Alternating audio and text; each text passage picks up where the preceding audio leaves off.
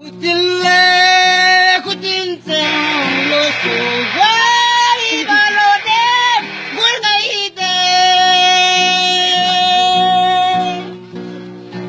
O mana puisamung kasmilizong kangai gube gulgaide jigam sungum pipiti ham gingai tobe lanote Kamun tingin tingga godot legul ngeide Boga dem dana e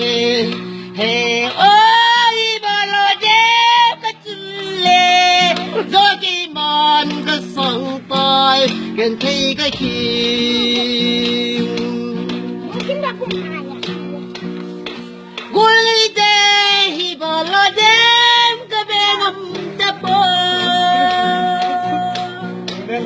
Ana e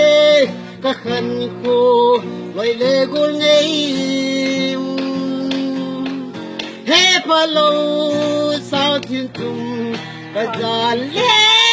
di kita o ka de kana e gul ngei ke gam sungo Kacule zoki man gal asap pindo di jang kanompo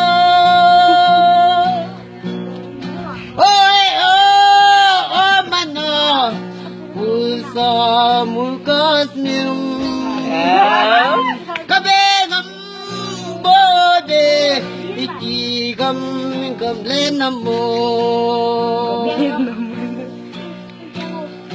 Muntile kutin sang lo se lo ga